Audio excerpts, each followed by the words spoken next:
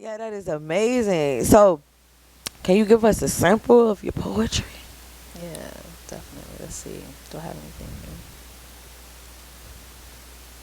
I clawed myself out of trenches you would have caved in. Swam under bridges you would have jumped off. Don't you dare tell me that life is hard. Child, I am the proof, the pudding and the scars. I am the reason the 5%ers can call a man God, like the earth I bear fruit. On the contrary, this body was twice attuned. On the other side, I brought forth life 4 times, fed those small bodies with mine. One can stand and tear apart my aesthetic.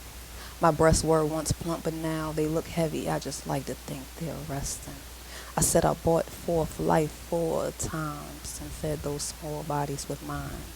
I am a counselor, a nurse, a lit-ass best friend because, mommy, watch this. I am a mere woman. Child, I am no match for you. Unclench your jaw and release that fist. Because when it's mommy screaming, watch this, you better prepare to protect your six or be carried by them.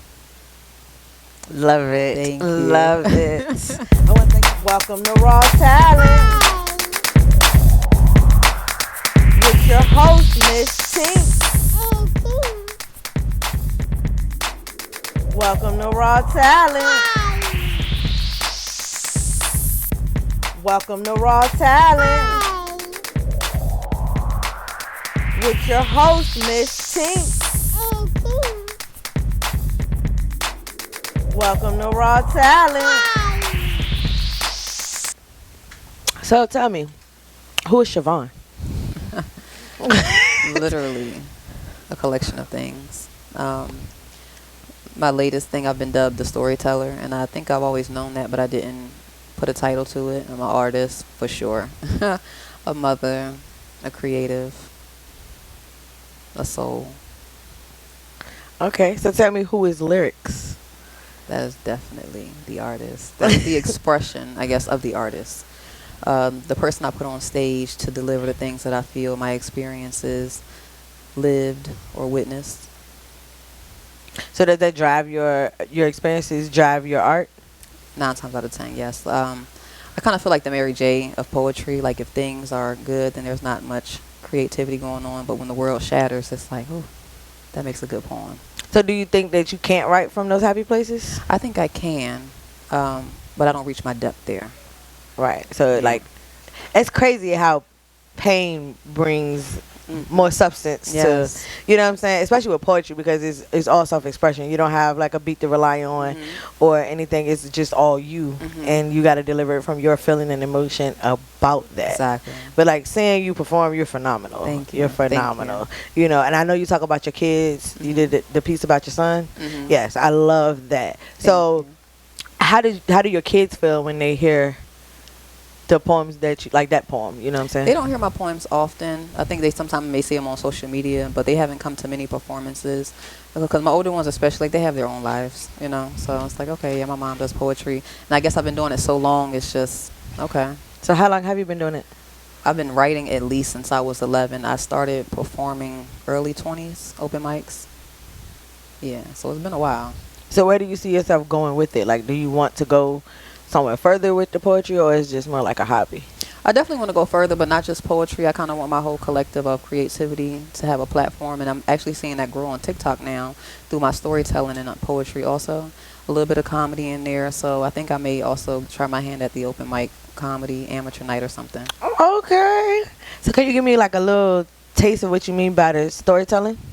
Yeah, let me see. Because I don't want to say it's lengthy, because, you know, TikTok could get like 3 minutes. So I can do the story that I did yesterday, in which I had this born teacher in my senior year, and I was looking at failing, so I knew that I wasn't going to be at the graduation with my name being called. I'd be in the nosebleeds cheering on my classmates. And they sent home a letter of concern in the form of a report card. And my father said, "What is this? This isn't you. You're failing?" And I said, "Daddy, she's boring."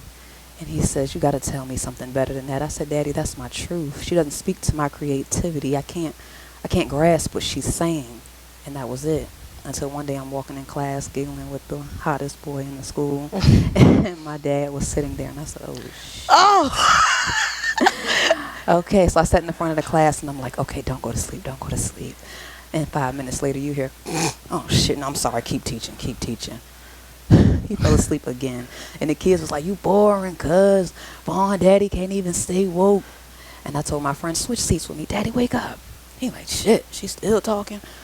Daddy, how long is this class, baby? Daddy, shh. And I got home and he said, I owe you an apology, baby. That bitch is dry as hell. She ain't got no personality. So I'll do stuff like that on TikTok where I just kind of unfold my life. But I try to put that element of humor in there because we all been through something. I didn't feel like you were telling the story. I felt like you was talking to me. Like, yes, you know what I'm saying? In a conversation. Like, you jumped straight into it. Like, it was no pause or break. I thought you was, like, explaining, like, you know, how you were going to build the story. But you, like, went into it. And I'm sitting here, like, oh, and I could visualize it. I could visualize you sitting in the classroom and your dad sitting there asleep. Yeah. And you like, oh, my God, like my daddy's asleep. You know what I'm saying? Yeah. So, did you end up passing? I did. I had to actually take a different English class that next semester because I found that I was pregnant. And she said, there's no way you're going to pass this class. Go to guidance and see if you can take it next semester. So how old were you when you got pregnant? 17. How was that? It was an experience. Like I said, it was my senior year. So, you know, being a pregnant girl in high school, it happens, especially in our community. But I went to a predominantly white school. So it was like the guinea pig. Can I touch your stomach? Can I touch you? And yeah, kind of went through all of that. I graduated 7 months pregnant. My kid and I were in ISS. We just had a ball senior year. Okay. Well, that's definitely a story there because there's a lot of youth that go through that. And did you have a support system? Oh, for sure. See, a lot of people don't have that either. You know what I'm saying? Even having a kid at 18 or 19, that's still pretty young. I was a 19-year-old mom. So, you know, what advice could you give somebody dealing with that situation? I definitely have. I'll condense it because by 19 I was pregnant with my third child. Unfortunately, I lost that child, but I'll say even in the unfortunate circumstances, it's probably the best thing. I don't know what I would do with 3 kids at 19. You know what I mean? Right. So to any young girl that's dealing with that, I definitely would say identify supports like myself. I can also give you my link in a moment, and maybe you can put it online or something of that nature. But identify the supports. There are resources out there, but you also have to be willing to do the work. Don't throw in the towel. I am the other side of there's something else to this. It gets greater later for sure. I know that's right. So you had one at 17. One at 18. One at 18. And 19 was a miscarriage. Wow. Wow. So your kids grew up with you still growing and learning how to be by my mother. Yes. Right. Okay. Yes. That's dope though, because some people don't get that experience. You know what I'm saying? Yeah. Were their fathers present? My youngest 2 that I had as a teenager, their father was inconsistently present, and then he kind of went off the grid, in and out of jail and drug problems and all of that, those things. And it wasn't till literally probably a week or so ago where my 15-year-old just became out of control. And I called his dad. I said, are you ready? Because we've done our 15. It's your turn. I'm putting him on a flight today. And he's with his dad right now. So how do you deal with that part as a mother? Like, you just sent your baby to go live with somebody who you said hadn't been there. You know, he wasn't there on the father's side. My son, my oldest one, because he had been fighting tooth and nail through actions that I want my father. I'm gonna tear this whole city down until this man shows up one way or another. So he's always had a way of talking to his father. And I can say one thing: his father's side of the family did their best to stand in his absence. That's awesome too, because that don't always happen either. Exactly. So there was that connection there, and he knows his father. He just never would show up in the way that he wanted him to. So it wasn't like I wasn't, sending my son off to a stranger. They already had their rapport. And then, what you gonna do now, son? So how is it like I don't want to say a coping thing, but like, okay, so you raised him 15 years. Like, so is it a part of you that's like, I need my baby back? No, because like I said, I had them young, so my village raised him for 15 years. I was in and out, but I was working 3 and 4 jobs trying to figure it out myself. Providing. Exactly. So my mom and my dad actually still to this day have custody of my oldest children, because I attempted to go to the military, but I was just like, I got cold feet when I got the MEPS. I can't do this. So I never went back for custody because there really was no need. We all acted as co-parents, and we raised them literally as a village. That's dope. And then, so then you got, how many more kids after that? I got 4 total. 4 total. Mm-hmm. So you had them in your 20s or? Yep, mid-20s. I had my last 2. They twins? 10 months apart. Oh, God. So girl. Close enough. Sister soldier. Sister soldier. Because I can't imagine dealing with twins, but you're dealing with a newborn, a 10-month-old when you have another one. Oh, kudos to you. No lie. No lie. I had to take that in. My kids are what 10, 11 years apart, and I still be like, you know. Yeah. Cause I be like, I don't know who 4 and who 14. Like I don't get it. You know, Right. not at all. But that's dope. So, you grew up raising the kids with your parents. So, how is their sibling relationship? It's okay. The oldest one, again, because he had his struggles and his cries for help, it was kind of strange because he looked at the other children. He asked me after I gave birth the third or fourth time, why you keep having kids? Mm. It was as if, why am I not enough? You know, and then I tried to get his 9-year-old brain to understand that, baby, I'm a person outside of you. Right. You know, I'm going to have my experiences as well.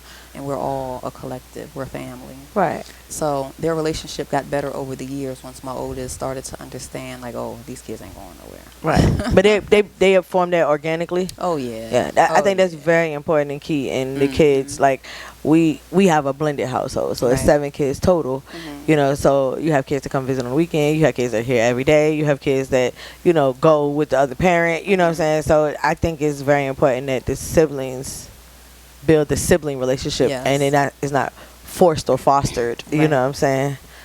That's amazing. So, speaking of all the things that you've been through, I know that you said that you deal in mental health. Mm-hmm. Has that helped with your journey as well? Yes and no, because the counselor is also the worst patient. You cannot counsel yourself. So I fought tooth and nail. I need you to repeat that part one more time. The counselor cannot counsel themselves. We say it all the time. Therapist needs a therapist. Yeah. And that is true. And I didn't take heed to that information until I gave birth for the 4th time, when postpartum was just unbearable because it never healed from the births I had prior to. People don't know postpartum can last for 9 years. As long as a child needs you in every respect to care for themselves, that's the part that creates the postpartum. It's that extended dependency. Oh, my God, you can't do anything for yourself? No, they can't. And then you just keep having kids, and those kids can't do anything for themselves. Right. So you never heal. But in the black community, we don't get therapy. We're fine. So why 9 years? Why not further than that? Because in my opinion, my 14-year-old is still codependent. You know what I'm saying? So why does it stop at 9? Well, because they become more independent. Yeah, a little more self-sufficient. You know, you may not be able to leave them home all weekend, but you may be able to run to the store. You don't need a babysitter. You don't need to cook all of their meals. So there are elements of self-sufficiency that kind of so it's a little weaning away. Mm-hmm. So you can tie your own shoes, take your own bath. Right. You know. Semi-manage your emotions. Right. You know. But that's 4 different personalities. So while you're dealing with postpartum that you haven't gotten over from the baby 1 to 4, what do you do for yourself to help you in that situation? Initially, nothing, because I didn't know what to do. You know, and it's so funny because you preach this all day from 9 to 5, and then you get home and you're like, you know, the walls. So how did you realize you were dealing with postpartum and it wasn't just like, because, you know, sometimes people be like, it's life. Yeah. You know what I'm saying? Just deal with it. Like, it's not really a problem that you can fix. You just got to work through it, you know? So how do you do that? When I had my first kid, his grandmother told my baby's father she probably has postpartum, but I was 17. I don't know what that means, and I don't care right now. And I was an angry individual anyway because I still hadn't unpacked any of my traumas of life. So by the time I kept having kids and also in my career, that's when I started to learn really about postpartum. I had to go to my continued trainings and et cetera, and et cetera. And I'm like, I need to turn the mirror around and look at myself. So finally, when I got to my 4th child, I was like, yeah, this is a lot. And the nurse came in and she said, are you okay? And I said, no, I'm ready for beds now. I'm ready to get some help. So I fought it until it just took over me. And I'm like, I'm not going to win this battle. Was the hardest part admitting that it was the problem? I don't think so, because I think sometimes internally I committed. I think the hardest part was the stigma around mental health. Even though I worked in it, I didn't work on the other side with a pen and pad. I didn't write scripts, you know, so there was no stigma of prescription. But you get yourself on Medicaid, oh, she crazy. No, right, right. Them crazy labels. Yeah. Right. And then who, you know, as a counselor, you want to put on this facade to the world. So how do you want to be the one that's also being medicated? But who's to say you're not allowed to get help? Right. You know. But how do you sit and talk to someone and, you know, I got 50 problems and you got 50 problems. How are you taking on my problems and helping me work through it when you need that same support? Like, how do you navigate that? Because that's a lot. It is. Because sometimes the trauma itself made me the best counselor in the world because I understand what you're talking about. If Right. I only strode in there with education, oh, all you need to do is this. Right. You didn't listen to me. You didn't hear what I Experience said. trumps books sometimes. It Every really day of does. the week. Every day of the week. So I think that's what got me through it because I lived a lot of things that my people are talking about. Is it ever mentally taxing to you to be a counselor? It can be. But those days are few and far in between. When you have your major losses, somebody has committed suicide. Oh, damn, I could have saved that one. No, you can't. Go ahead and grieve, though. It's okay. Right. You know, because people are in charge of their own lives. You know, there was one major loss that we sustained. An 11-year-old girl died. And this particular time, I never turn my phone off, but this particular weekend, my charger was in the car, and I'm like, I'm having a lazy weekend. I'll get that charger Monday morning. And by the time I plugged in my phone, my client was on the other end, spitting the whole events of the weekend. Oh, and my daughter's dead. I'm sorry, you said what? Huh? Yeah, we were calling you before we pulled the plug. Oh, shit. That hurt. That was probably the roughest time of my career. But everything else was like, okay, it's tough. But we're going to get through this. Because you also have to be that strong support system. All of us can't be in here breaking. Right. But tears were shed when that child died. Wow. That's tough. Just hearing it is tough. You know what I'm saying? Right. Like, you see me, I'm like speechless. You know what I'm saying? Jesus. Well, you say you went through traumas. Would you mind sharing some of the traumas that you went through that you had to unpack and how you were able to get to the point of unpacking them? Yeah, so my traumas were just sexual abuse starting at age 8 and going forward. I went through that whole phase of detaching from my womanhood. What vagina? You can have it. You're going to take it anyway. So, yeah, I kind of went through that. That sounds whole painful, thing. though. It was, but what you going to do with it? Because also in our community, if you do tell, eventually they're just going to turn their head. They're not going to do much if they believe you anyway because you hot in the ass. How I get here? You know, by age 11, I was giving them my virginity, and nobody had any questions of what I knew about sex. I didn't know anything. You know. Right. So I kind of just went on with it, and I was just angry. Why are you so angry? I'm just like this. Leave me alone.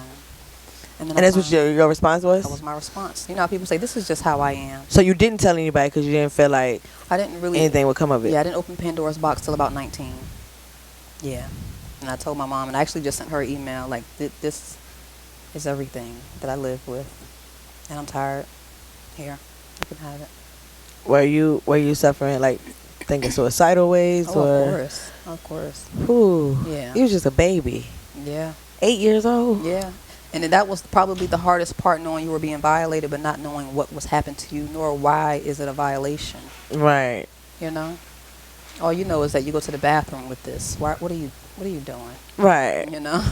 So how do you protect your kids in that realm? Does that give you anxiety when it came down to having your own kids? And, you know, you got girls? I got all boys. All boys. Well, that's a blessing. No. It's not? No. So I dated this gentleman roughly around the age of 19, and he told me his story about what happened to him in his uncle's basement when he was 4. And I said, shit, this happens to boys too. He said, yeah. Okay, so guess what? We're going to have this conversation early. I started having the conversation early with my children. And when they did go away on weekends, I try not to shelter them too much. But you ain't going over everywhere you want to go. Right. Anybody touched you this weekend? We need to talk. We're going to talk. Mom, why you keep asking me that? Because I'm not going to wait for you to get the balls to tell me, child. It took me 19 years to say something. So, do they know that you've been through that trauma? I don't think I've shared it with them, no. I feel like they're too young. Right. And then my oldest is a live wire. He wants smoke with the motherfucker. I'm sorry. He wants smoke. No, you can say okay. Express yourself. Go ahead, girl. He wants smoke with the people that he's witnessed my domestic violence situations with. He's like, I ain't no little boy no more now, Ma. I want all them niggas off the one. And I'm like, life gonna get them, baby. You from up top? I was born in Philly. It came out. I knew it was like New York, Philly side. You want all them niggas off the one. I was like, oh yeah. Yeah. Okay, so you had that trauma. Was there any more? You said domestic violence. That's another trauma as well. Mm-hmm. So when did you experience that part? Early 20s. Like, I would say my 20s in general. Because, again, I couldn't leave well enough alone. Before they put their hands on you, they tear apart your mind. So it was just like, okay, This isn't really it. It took you 3 years to put your hands on me, so I know this isn't you. I know he's in there somewhere, and I can love you back to health. Oh shit, my eye. Okay, all right, maybe next time you'll use your words. Look, she went into story mode on my ass. You flipped that switch just like this. Woo, that was nice though. You got a lot of stuff that young girls and men need to hear, because boys get abused too. Oh yeah. You know what I'm saying? So like you said with the molestation part, you know, boys go through the same thing girls go through, and guys can be beat up on too, even though most people don't want to admit that. But you know, but it happens. So that your kids witness that. So not only your trauma, but their trauma as well. Yep. Wow. Okay. I'm ready for the next. You got me like, damn. What's next? Yeah. So I kind of circled through those traumas my whole life: sexual abuse and domestic violence, just back and forth and back and forth and back and forth. And in order to get to a place of unpacking that, I didn't know how to get there. One day I woke up and I was tired of my own shit. I was tired. I didn't want to be like this.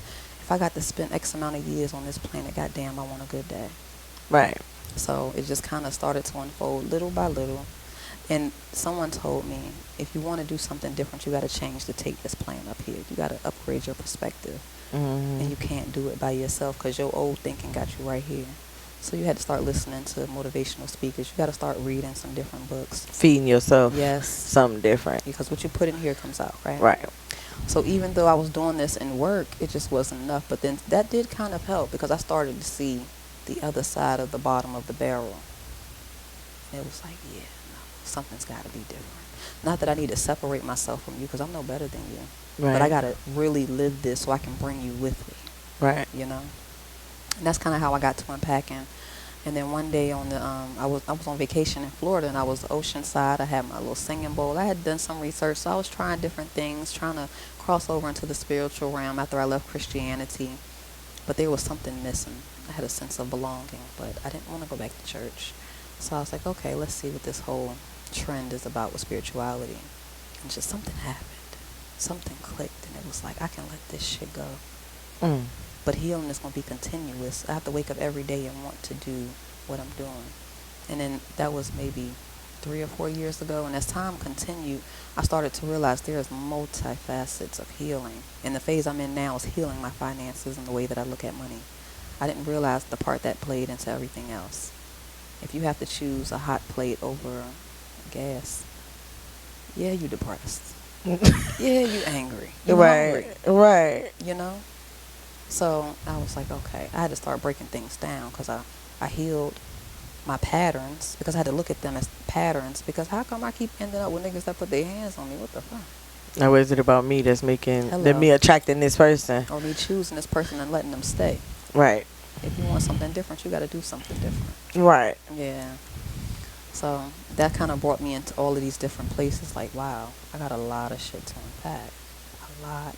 And then here lately, that's why I'm so thankful for working at the restaurant with Tisha and Mac, because the vibe of that place and the fact that artistry was centerfold, I'm like, I want to be in a place now where my artistry is front and not just something I do on the side as a hobby, you know, because I can go ahead and really conquer my fears, like my stage fright. That also has kept me in the background for a long time. You don't seem like you have stage fright ever. Thank you. But and we say that every time you perform. That you shit. Give stage fright the mic. We'll get through it somehow. You get up there, you just roll like you do this like every day. You know what I'm saying? Like you did with the story. Like it's just, you know, because when you come in and you see you know, we always vibe. You know, I love vibe. But when you come in and you see you and you're working, you're like one person, and then you can. Like, because I pay attention to you, you know what I'm saying? Because, you know, I'd be like, I see you, girl, you know. But you see the transformation when you get behind the mic. It goes from Siobhan to Lyriicz. Yeah. Like, literally, I can see the difference, you know what I'm saying? And I'm like, nervous? Where? Like, no, she's awesome. She does this all the time, you know? I'd be nervous, too. Could you tell? No. I would have never known. I know what you mean by that. Yeah, because I be nervous too. I'd have been up there and my hand shaking, and I tell him I had somebody ask me, they watched a live with me performing, and they was like, you sway. Yep, me too. And I was like, I sway to keep my hand from shaking because of my nerves. It's self-soothing. You know what I'm saying? So, and you can't tell unless I'm holding the mic that my hand, to me, everybody can see this. Right. But he's never noticed it, and he goes to all my performances, and he's like, "He never seen your hand shaking." I'm like, "Oh, I feel like the whole room can tell that this mic is just shaky." So I sway, Yeah, to kind of throw it off. So if my hand is shaking, then we're going together, right, know. But that is amazing, though. So was that the end of the trauma? It wasn't the end because it was same traumas, different faces. Yeah. So that triggered. Exactly. Whew. Exactly. And I just kept doing it over and over to myself. And then I read this book called The Wisdom of the Shamans. And there was one line in that book and said, some people are addicted to pain. And I had to turn the mirror around and say, you like this shit? Because why you keep doing this? How you keep ending up here? Another book referenced Barbara DeAngeli's How Did I Get Here? Those type of things that I fed myself helped me really pick apart those places that I didn't realize were that broken. And those were the traumas and slowly the unfolding of. On top of the postpartum being a whole nother factor. Yes. As well. Yes. Wow. You spoke on religion and you said when you left Christianity. Why did you leave Christianity? I finally saw it for the contradiction it was. 1. 2, I realized it was force-fed to me. I grew up in a church. I didn't choose this, and I got to a place in my life that if I'm calling the shots, why am I doing things that I didn't call the shot on? What you mean by that? Like, get up, we going to church. Yes, ma'am. Okay, so now I'm an adult, but I'm still getting up and going to church. What the fuck? You know? What am I doing?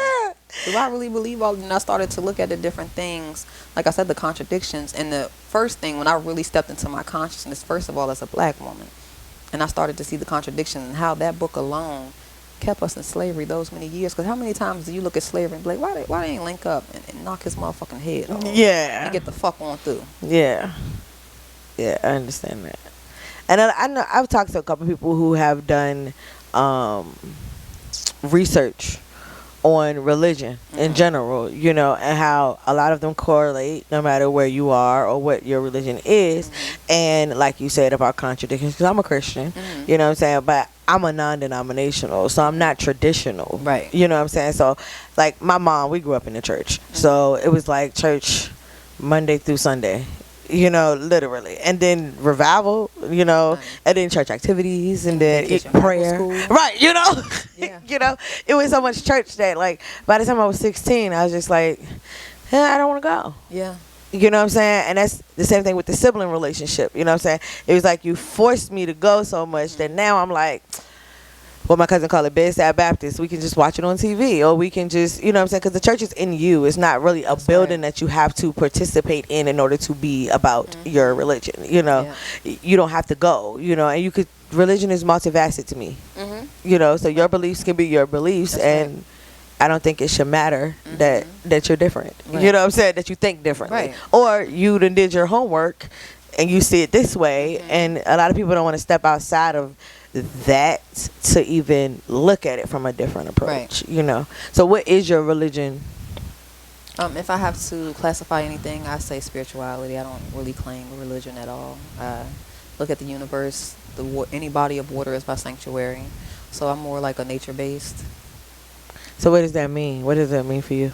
Like, the things that are literally tangible objects, one, and that are natural. Not a God that I can't see, touch, or speak to when I need to, or hear. You have to develop a spirit of discernment. Well, how do I do that? Nobody's telling you that. right. And you're just kind of fumbling around in your own conscience, trying to figure out, is that me or is that God? I don't know. Right. So it was like a lot of blind leading the blind with the churches that I came up in. So I was like, I'll go spirituality. So in your mental health journey, do you focus with kids or adults? Adults. And that's tough too, because kids are still learning, so it's a little bit easier I would think, to infiltrate them than adults. But I don't have anything to compare it to because I don't have my degree. I was grandfathered in on experience, so that left me right here with the adults. And for every time I try to go back to school, life happens, and I said, fuck it. I'm employed. Like Tick be saying, fuck it. You know, I got a job and they paying me enough to have my gas tank full and my fridge full. So if I make it back to school, cool. If not. So you said you were in your part of growth where you had to think about finances differently and money differently. And what do you mean by that? So I would hear my father say, 'cause my dad was always well off. You know, people, oh, you're rich. That's his money, child. I ain't got nothing to do with me. Right. So my daddy also would say, if I ask for something, money ain't an object, baby. What you need, what you want. As long as you're doing what you're supposed to do, I'll meet you in the middle. So I grew up thinking money ain't an object, so I'm blowing it. It is an object when you the one working for it. Right. You ain't making no money. That's something them kids need to learn these days too. Oh, you know. my goodness. So I realized. We had to redirect them. You know, because they be like, yeah, I want Yeezys. To do what with them? Like, you gonna wear them to school, play around in you Yeezys? Right. You want $350 pair of Jordans? Right. So what we did was we took them and gave them an amount of money. We took their original list of, you know, kids' Christmas list. Well, I want Yeezys, I want Jordans, I want this, I want that. Okay, well, take this $500 and get what you want. For me, growing up, $500 is a lot of money for for one Christmas. Yeah. And there's multiple kids, so you know, take this $500, get what you want. It went from Yeezys to Converse.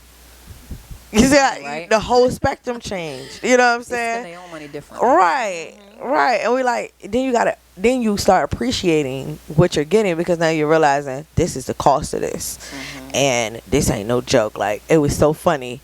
My 14-year-old walked in the Levi's store and realized jeans can cost $50 for one pair in his size.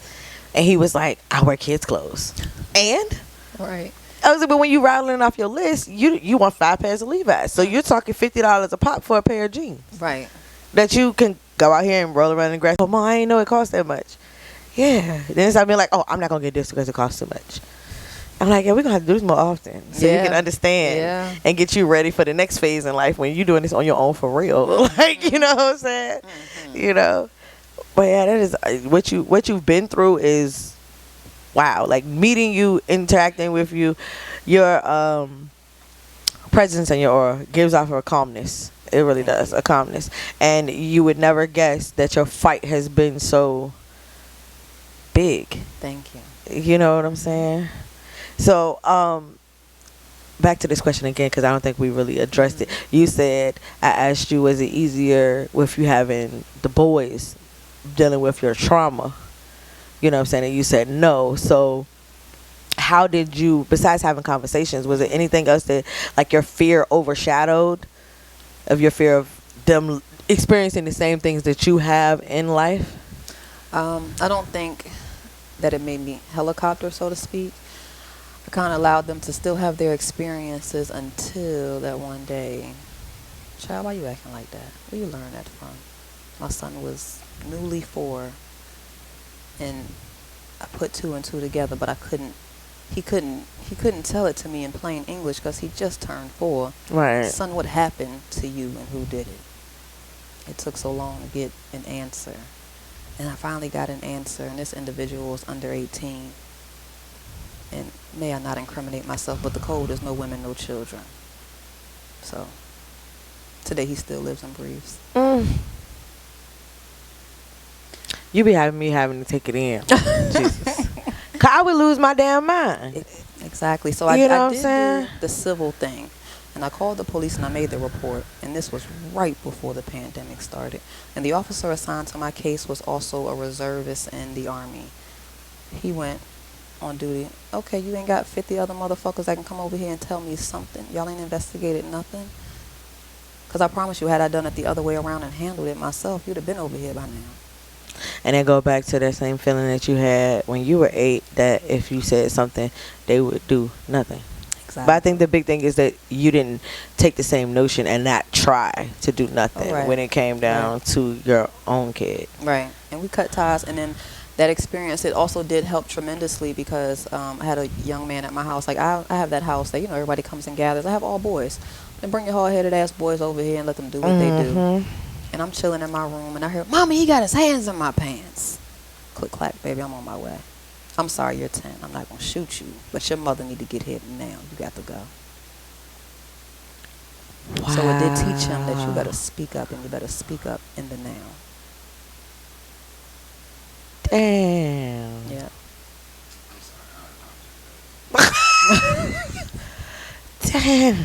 Talk about some heavy shit. Yeah. But you know, Do your stories ever circulate around those dark times? well, right now because I'm on TikTok and I gotta watch my mouth and whatnot.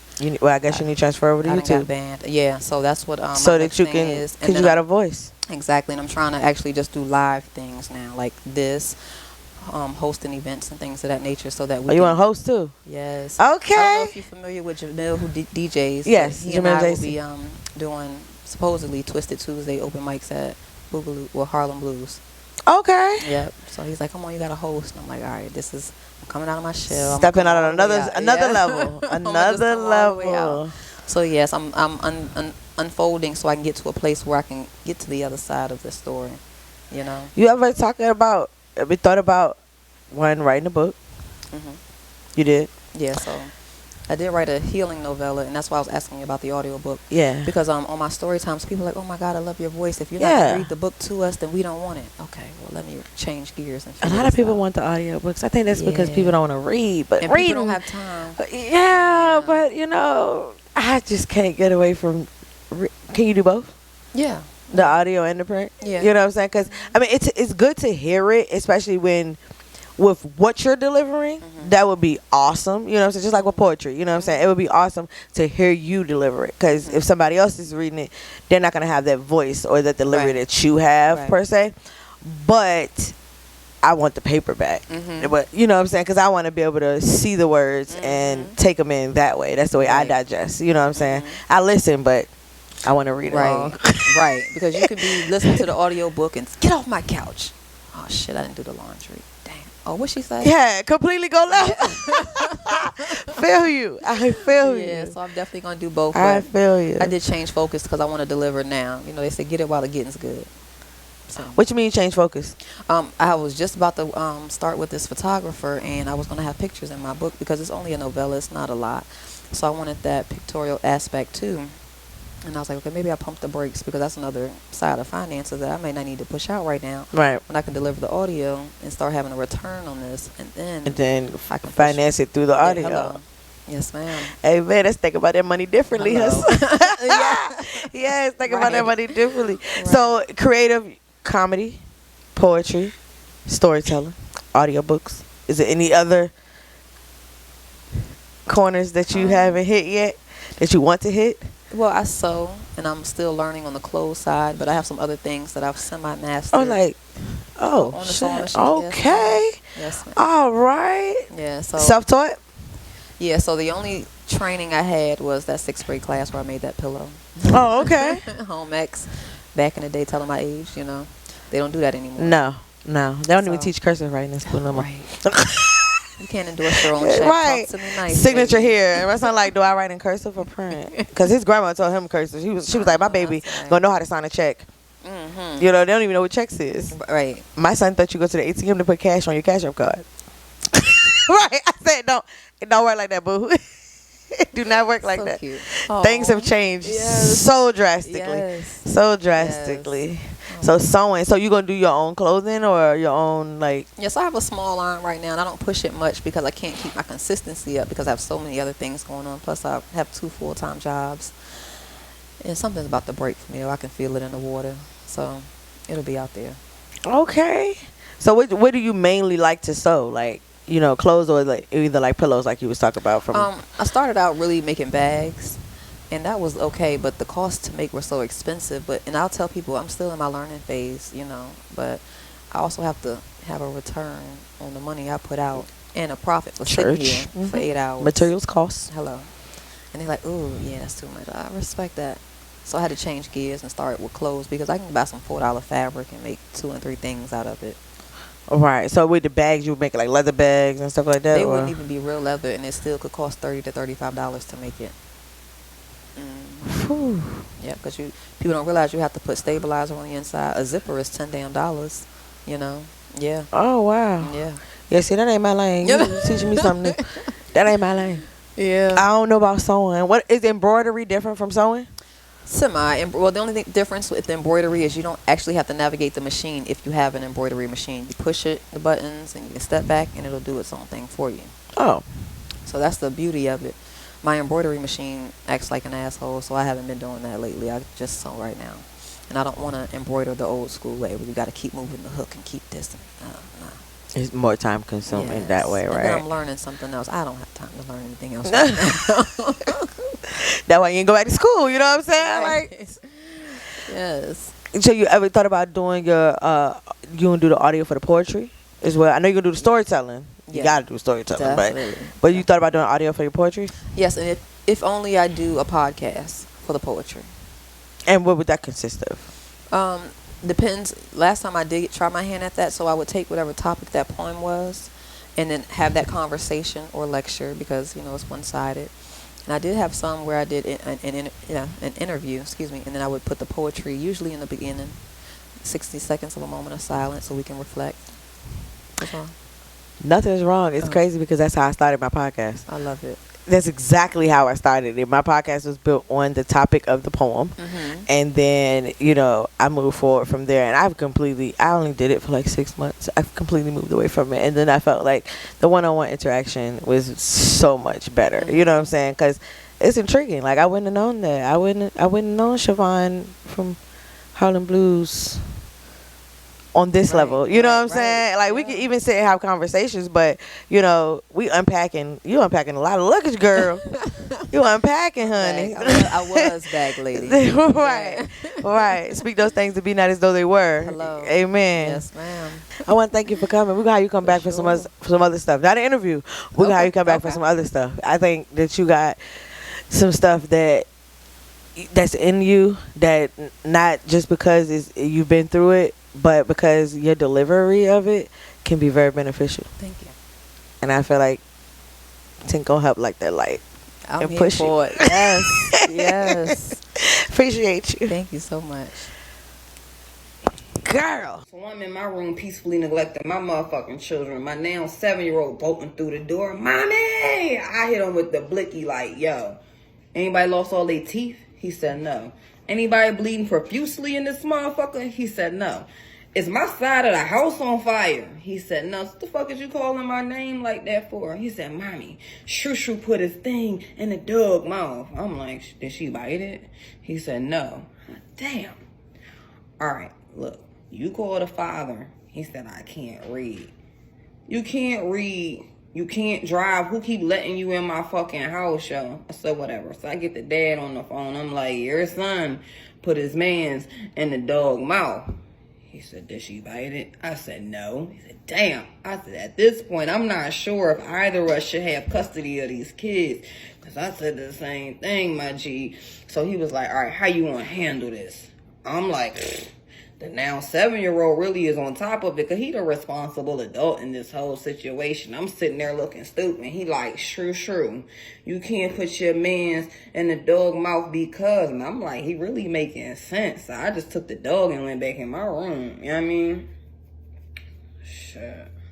My stepmother had a hair salon back in the day.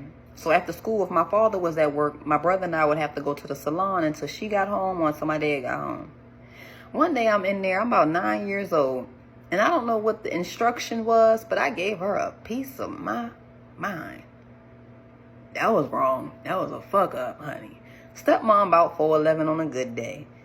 She had me like this on the wall, child. My feet was dangling, and she was telling me my last words, basically. She was going to unalive my ass, call my mother with the details while she was giving her condolences. And I'm like, I'm sorry. Let me go, sis. She finally put me down and called my dad and said, you need to call Sandra and tell her what I just did to your child because this heifer don't know how to keep her mouth closed. And my mom giving her high fives over the phone and shit because Juanita don't know when to shut up. All right, y'all got it. See, my mom would tell me most people from here to here have a filter. She said, Juanita, your filter's broken or you don't have one. And I said, Ma, you think my filter's broken? And she gave me the look and I'm like, oh, that's what you mean. Let me get out of your vicinity so maybe you can calm down for a second because I'm just asking questions, right? I didn't know when to shut the fuck up. In case y'all can't tell, right?